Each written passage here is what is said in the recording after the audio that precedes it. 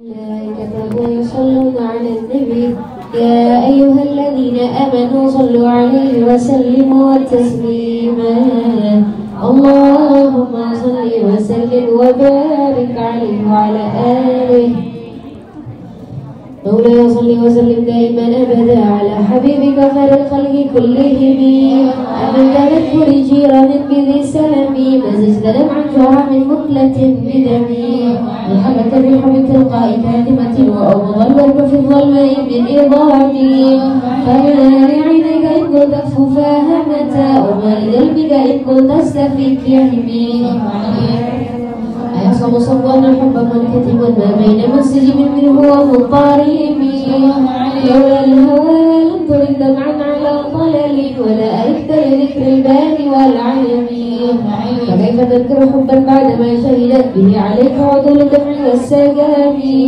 وأثبت رجل خط عبرة وضنا مثل البهار على خديك والعدم نعم صار ضيف من أهوى فريني والحب يعترض اللذات بالآلام يا لائمي في الحوى العظيم معذرة مني إليك ولو انصفت لم تلمي عددك حالي لا سر من مستتر عن الرشاد ولا دائم منحسب وهبتني نصح لكن لست أسمعه إن المحب عن العذال في صممي إني ذهبت نصيب شيبي في عدل وشيب أبعد في نص عن التهم مولاي صل وسلم دائما أبدا على حبيبك خير الخلق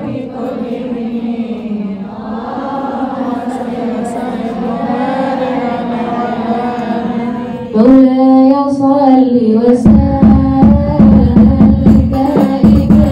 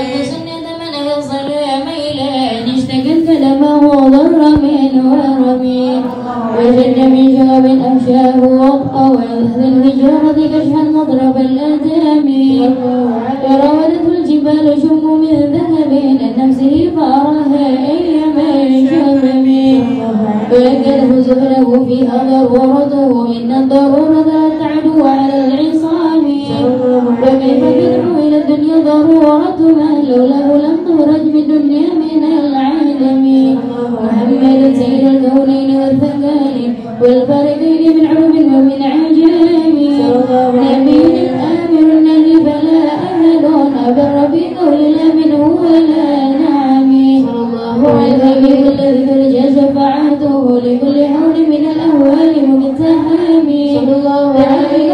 المستمسكون به مستمسكون بحبل غير منفصم صلى الله على النبيين في خلق وفي خلق ولم يدينه في علم ولا كرام صلى الله عليه رسول الله ملتمس غربا من البر أو رشفا من الديم صلى الله عليه لديه إن هديه من نكتة العلم أو من شكلة الهتام صلى الله عليه معنه وصورته ثم اصطفاه حبيبا بارئ النسب صلى الله عليه وسلم شركا بمحاسنه فجوهر الحسن فيه غير منقسم صلى الله عليه وصار بالنبي وكن بما شئت من فيه واحتكم صلى الله عليه وانسب إلى ذاته ما شئت من شراب وانسب إلى قدره ما شئت من عصام صلى الله عليه رسول الله ليس له حد فيعرب عنه ناطق بفمه صلى الله عليه ثبت قدره أن يدعو عظاما أهي اسمه حين يدعى الدارس الرمام صلى الله عليه بما تعلق به حرصا علينا فلم نرتب ولم نهم صلى الله عليه وهو معنه فليس يرى بالقرب والبعد فيه غير منفهم صلى الله عليه تظهر للعينين من بعد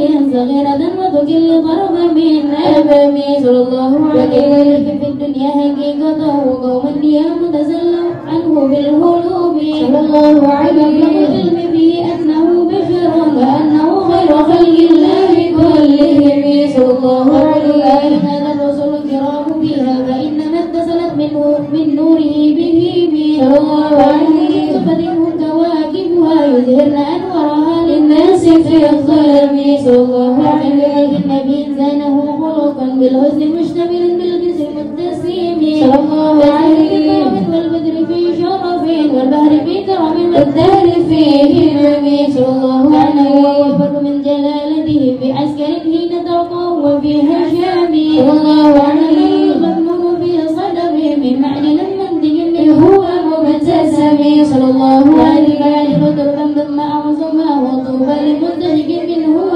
ملتزم مولاي صل وسلم دائما أبدا على حبيبك خير الخلق كلهم اللهم صل وسلم وبارك عليه وعلى آله مولاي صل وسلم دائما أبدا على حبيبك خير الخلق كلهم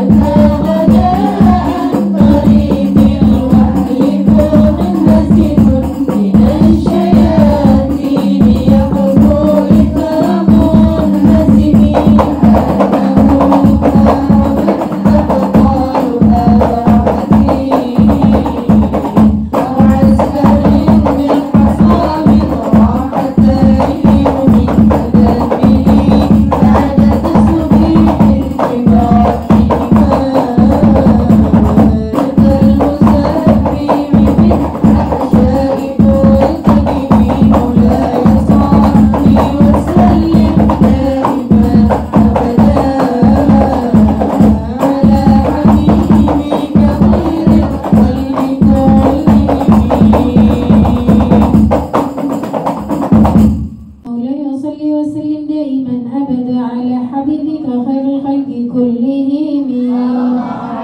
جاءت لدعوته الأشجار ساجدة تمشي إليه على ساكن بلا قدم، كأنما سطرت سطرا لمن كتبت فروعها من بديع الخط في اللقام، مثل الغمامة أن سار سائرة تجري حر وتيس بالهجير حميم. أقسمت بالقمر المنشق إن له من قلبي نسبة مبرورة القسام، وما حول الغار من خير ومن كرم، وكل طرف من الكفار عنه عمي. فصدق في الغار ما وصدق لم يرم، وهم يقولون ما في الغار من عالمي. ظن الحمى وظن العنكبوت على خير البرية لم تنسج ولم تحومي. هداية الله أغنى عن مضاعفة من الفروع وعن عالم من الهضوم. ليس ملكا طير استجرت به إلا وجدت جوارا منه لم يضامي. فالتمست إلى الدارين من يدي إذا استلمت الندى من خير مستلمي. لا تنكر الوحي من رؤياه إن له بالبرد نمت العينان لم ينام. فذاك حين بلوغ من نبوتي فليس ينكر فيه حال المختلم. تبارك الله ما وحي بمكتسب ولا نبي على غيب بمتهم. كم أبرأت سبا باللمس راحته أطلقت علم من ربة اليمن. وأحيت السنة الشهباء دعوته حتى حكت ورعة بمن عنصر الدهون. بعالي جدا خلت بطاها بها سيبا من أيامها سيلا من العالمين. مولاي صل وسلم دائما أبدا على حبيبك خير الخلق كلهم. اللهم صل وسلم وبارك عليه. مولاي صل وسلم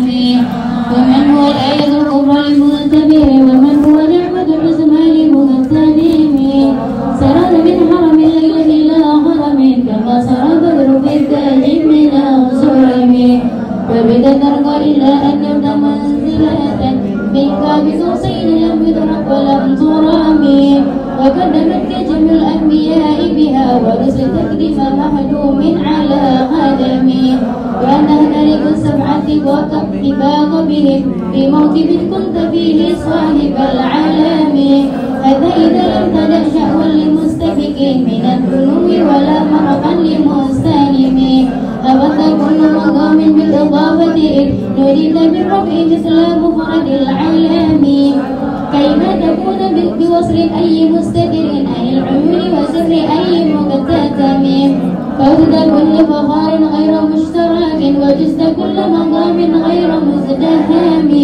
وجل مقدار ما وليت من رتب وعزم من نعم بشرى لنا معشر الإسلام إن لنا من العناية ركنا غير منهدم لما الله دائن لطاعته بأكرم الرسل كنا أكرم الأمم مولاي صل وسلم دائما على حبيبك خير الخلق كلهم اللهم صل وسلم وبارك عليه وعلى آله مولاي صل وسلم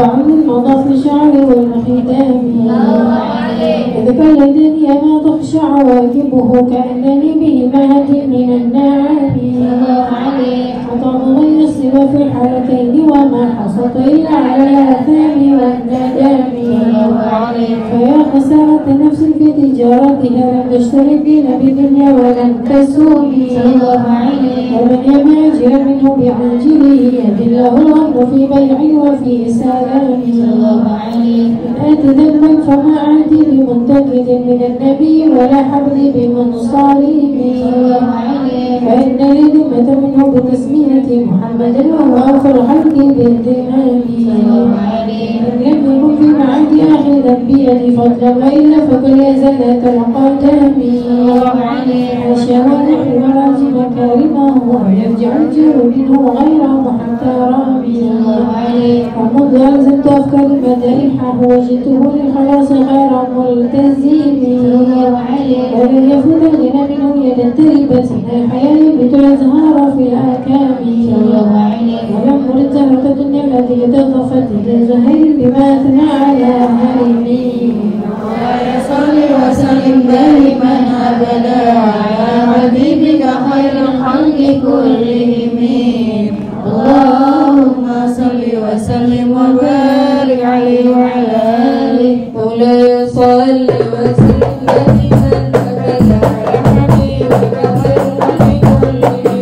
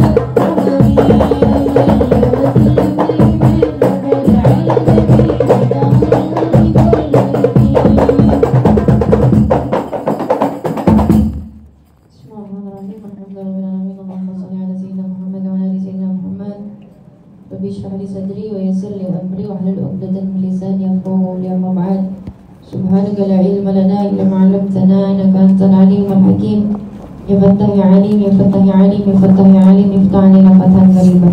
قال المصنف رحمه الله نفعنا الله به بعلمه في الدارين آمين.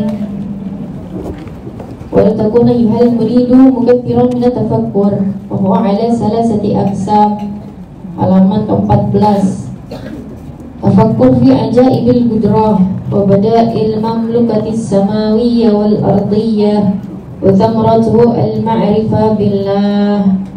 Dan jadilah kalian setelah kalian betul-betul mengetahui hakikatnya la ilaha illallah, kemudian jadilah kalian orang yang banyak bertafakkur. Ya, maka tafakur di sini yang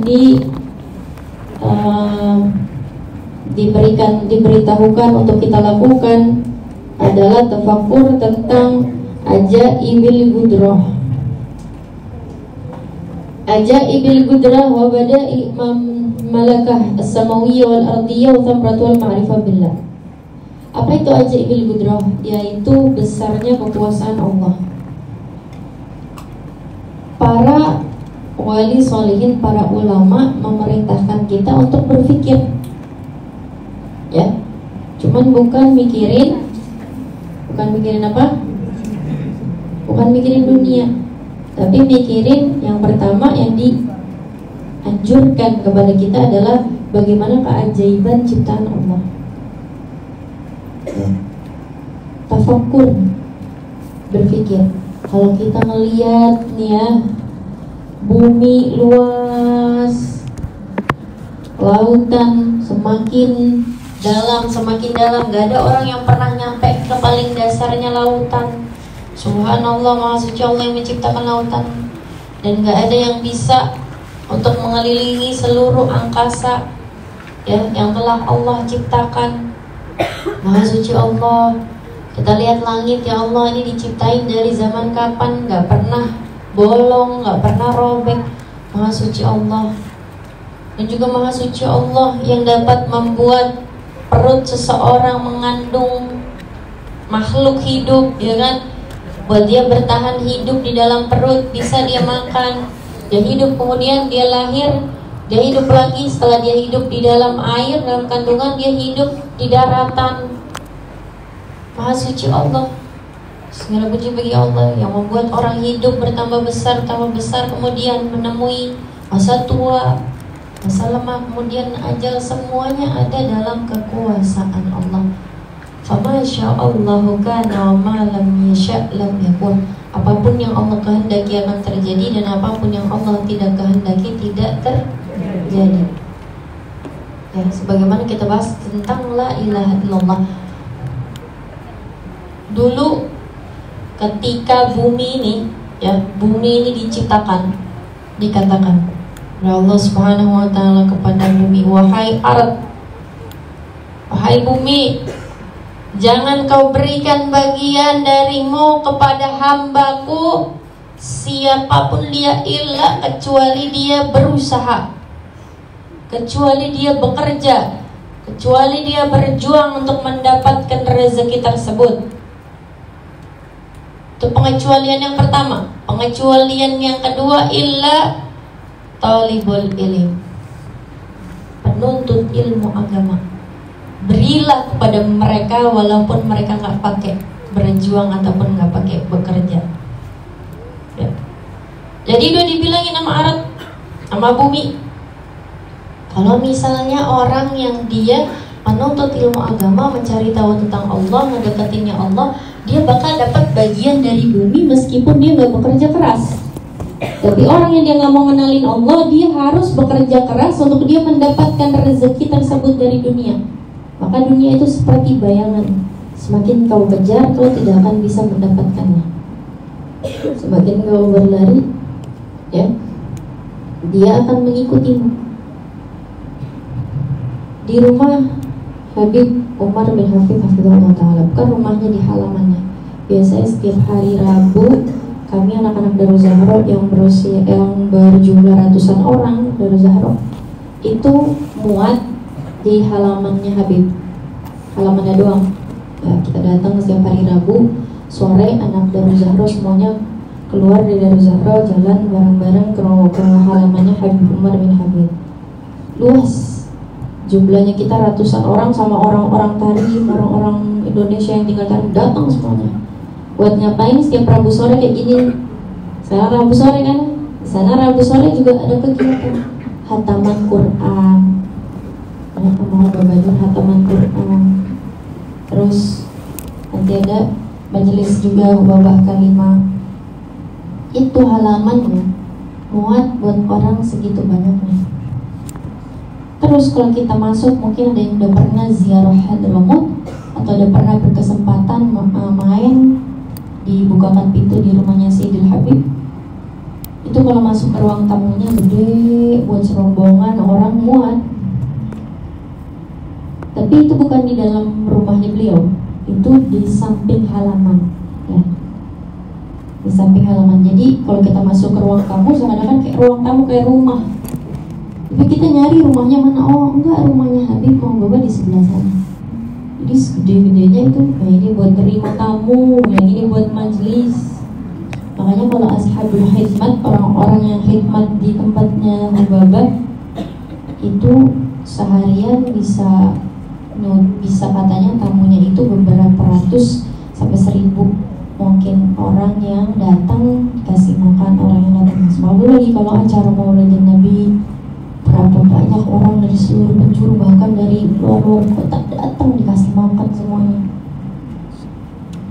Kalau kita lihat, ya Allah, para guru-guru kita, alim ulama, kagak nyari duit, nggak pernah nyari duit. Tapi kok Allah kasih, ya Allah, enak banget hidupnya, kayaknya gampang, kayaknya lancar. Kenapa? Karena mereka paham, beliau ini paham betul bahwa Allah Subhanahu wa Ta'ala adalah sang pemilik dunia, ya, sang pemilik dunia dan orang. Sebagaimana difirman kalau Allah Ta'ala, makanya kita banyak-banyak berpikirnya akan keajaiban Allah. Orang yang momen yatakillah yaj'alahu makhrajan wa yarzuquhu min haitsu la yahtasib. Orang kalau kita bertakwa kepada Allah, Allah bakal kasih buat ente jalan keluar. Allah nggak bilang kalau saya kasih kamu ujian cari jalan keluarnya, enggak.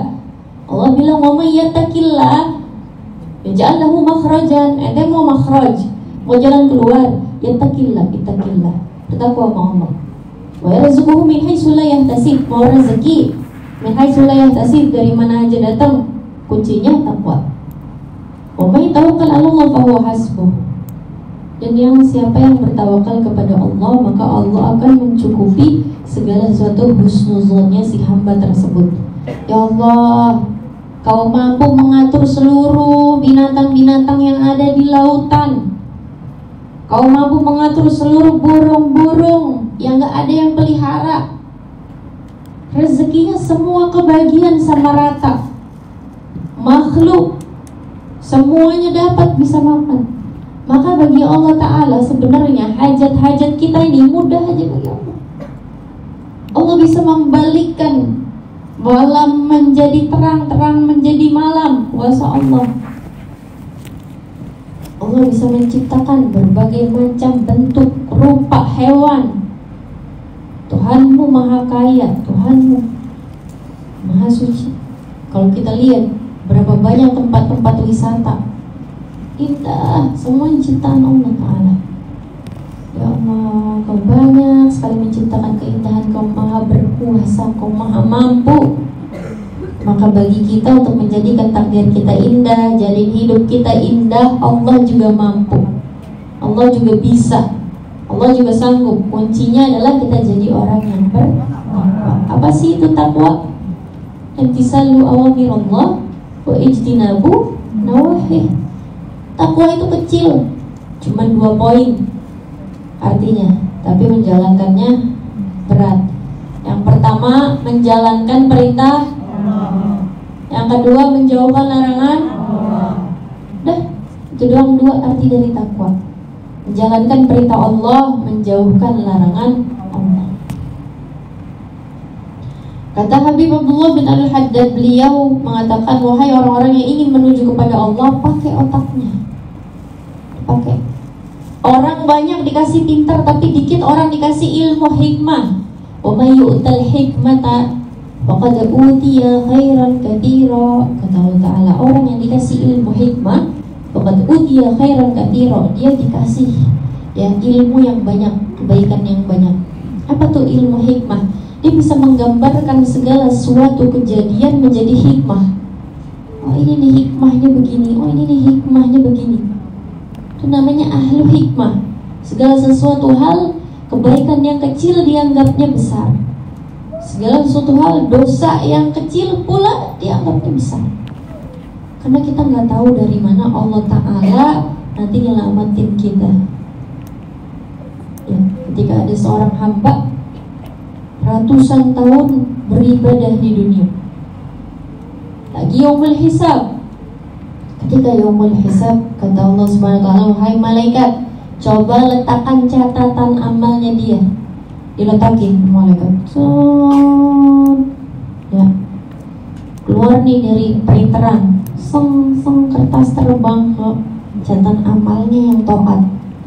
Ya Allah, banyak nih taat ibadah, sholat, puasa, zikir. Gak pernah nyakitin orang, kesalahannya sampai dikit banget, baikannya numpuk sampai banyak.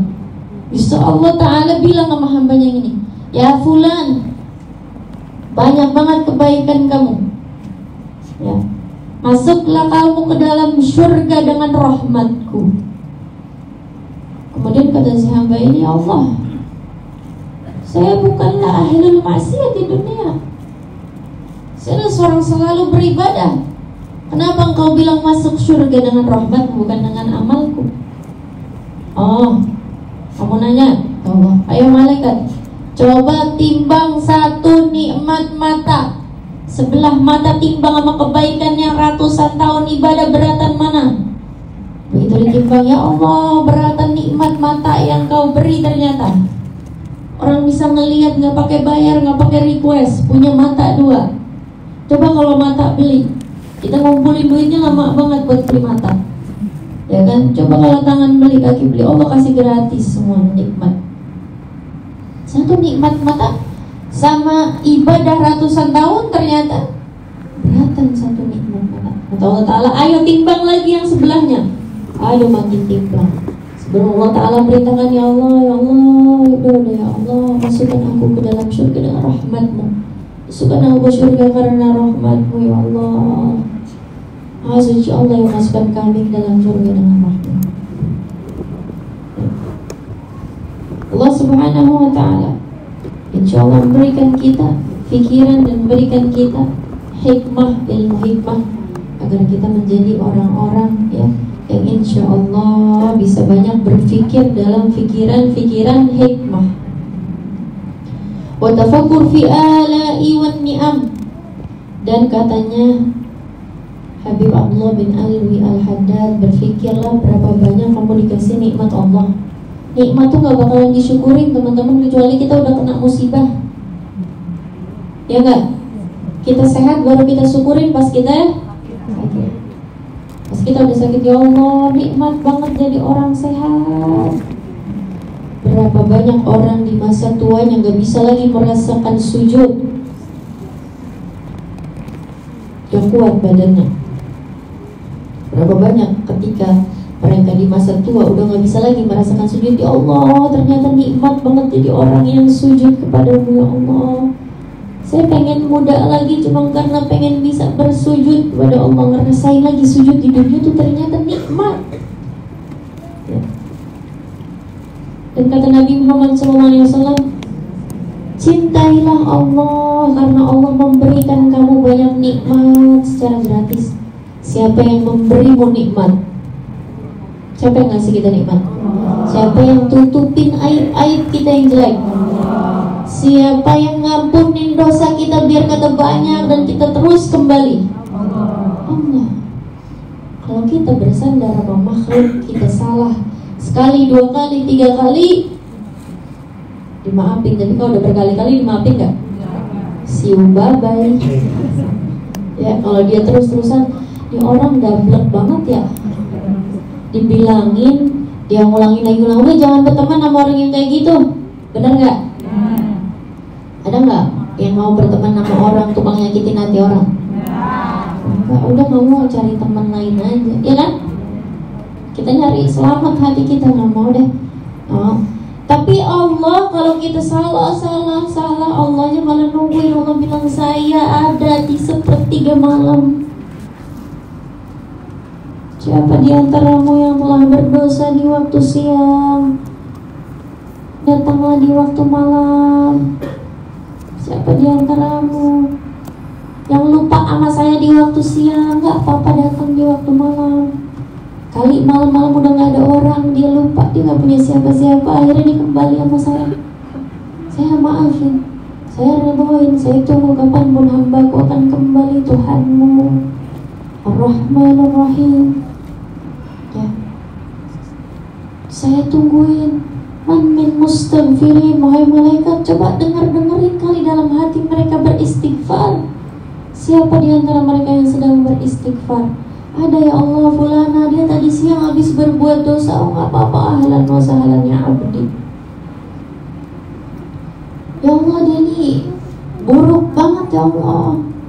Dia akan selalu aku ampuni selama dia merasa dia punya Tuhan yang maha pengampun. Siapa yang begitu? Allah Subhanahu wa ta'ala. Maka kita bersyukur, Allah yang kasih. Allah, saya dikasih masih bisa jalan, saya dikasih masih bisa memegang, saya dikasih masih bisa melihat, masih bisa mencium. Walaupun ternyata hak mata kami tidak kami pakai dengan baik. Harusnya mata dipakai buat baca Quran, mata dipakai buat belajar ilmu, buat belajar hadis. Belum kami pakai sepenuhnya dengan hak-hakmu. Kami malah banyakan nonton, banyakan senang-senang, banyakan nyari dunia. Tapi kau masih kasih, masih jernih, masih bagus. Kau ampuni dan kau beri kesempatan. Tuhanmu Rahmanur Rahim. Berapa kali mulut kita salah gunakan? Kenapa mulut dilapisin sama gigi, dipagerin? Karena lidah tuh paling gampang nyakitin hati orang. Semua orang hamba Allah, jangan kita sakitin. Dia punya Tuhan, dia bisa ngadu sama Tuhannya. Doa orang-orang yang zalim itu diijabah, yang dizalimin. Orang-orang dizalimin, saya dizalimin, saya doain, dia diijabah sama Allah, didengar sama Allah. Orang-orang yang gak didengar sama makhluk, didengar sama Tuhannya. Siapa yang ngasih kita nikmat? Tapi manusia hidup memang gak akan ada cukupnya. Punya rumah 1 lantai enak, kayaknya punya rumah 2 lantai. Kenapa ya Allah? Dia dikasih 2, saya dikasih 1. Ya, gak punya motor. Ya Allah, tuh orang enak banget punya motor. Datang ke majelis bawa motor, gak usah pakai nge-grab. Enak banget. Yang punya motor, ya Allah, yang punya mobil enak banget. Yang punya mobil, ya Allah, pengen punya pesawat pribadi. Wah, mahal amat pesawat pribadi. Manusia gak ada habisnya. La'in syakartum la'azidannakum. Kenapa gak syukurin apa yang Allah makasih? Saya dikasih mata, saya dikasih hidung, saya dikasih mulut, saya dikasih banyak. Bisa jalan tuh enak gak? Berapa banyak orang di dunia ini hidup lumpuh, gak bisa jalan. Bisa ngelihat enak gak? Berapa banyak orang di dunia ini buta. Ya, punya rumah enak. Berapa banyak orang bikin rumah di kolong jembatan. Mau punya sepeda, mau punya motor, mau punya mobil, apapun yang direzekikan saat ini adalah memang udah cukup buat kita. Maka kita lebih banyakin tafakkur dalam nikmat-nikmatnya Allah. Kemudian tafakkur fi dunia wal akhirah wa ahwalil khalaq fihima. Pikirin dunia, akhirat, dan keadaan-keadaan Allah menciptakanmu dari kamu belum ada sampai nanti kamu wafat, sampai nanti di yaumul qiyamah. Ya. Orang ketika wafat kemudian terjadi yaumul qiyamah, ya, itu semuanya diam nungguin di kelanjutannya apa yang terjadi. 50.000 tahun diam. Orang pas dibangkitin di yaumul qiyamah, diam semuanya, gak ada yang berani ngomong. 50.000 tahun diam. Umur kita di dunia berapa puluh tahun? Nanti di sana sehari bagaikan ribuan tahun. Maka hidupmu yang asli adalah hidupmu yang di akhirat. Tafakkur, pikirin, ya Allah, saya nanti akan pulang. Saya pulang bawa apa? Saya mau pulang nih, ninggalin buat anak saya apa? Bukan uang, mereka butuh ilmu, pegangan. Kata Nabi Muhammad, saya gak ninggalin apa-apa, ninggalin ilmu. Warasatul anbiya, al ulama, warisannya Nabi ilmu. Maka bagi kita semua, fikirin. Otak kita dikasih buat berpikir, bukan cuma buat ya jadi kita nih kurang ajar sama Allah. Ya Allah, kenapa saya begini, kenapa saya enggak. Kenapa kamu gak pakai yang udah dikasih buat taat? Kenapa kamu gak pakai yang sedikit itu buat kamu syukurin? Kenapa keadaan kamu yang saat ini tak kamu syukuri? Ya, dan juga katanya Habibullah bin Haddad, ya, wa faidatuhu li'irad anid dunya wal iqbal al akhirah. Kalau kalian bisa mikirin hal-hal tersebut, dipastikan kalian bakal jadi orang yang hatinya terbuka buat menuju ke akhirat. Ya, insyaallah Allah Subhanahu wa taala memberikan kepada kita taufik dan hidayahnya agar kita jadi orang yang senantiasa menuju kepada Allah Subhanahu wa taala.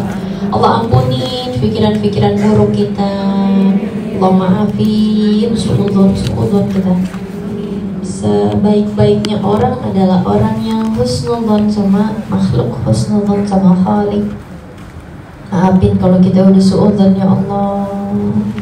Semoga pikiran kita diperbaiki, diperbagusi. Kita semua jadi hamba-hamba yang punya pikiran baik, jadi orang-orang yang ahlu hikmah.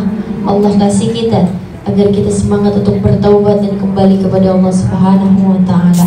Semoga kita tidak wafat kecuali telah bertaubat taubatan nasuha, telah betul-betul mengenal la ilaha illallah Muhammadur Rasulullah. Allah anugerahkan kepada kita semua husnul khatimah ya Allah ya Rabb, amin ya rabbal alamin. Wa sallallahu ala sayyidina Muhammadin wa ala alihi wa sahbihi wa sallam. Alhamdulillahirabbil alamin. Asyraful a'rabi wal ajami Muhammadun khairu man yamshi ala qadami Muhammadun basitul ma'rufi jami'uhu Muhammadun sahibul ihsani wal karami Muhammadun taju ruslillahi qatibatan Muhammadun sadiqul aqwali wal kalimi Allah Muhammadun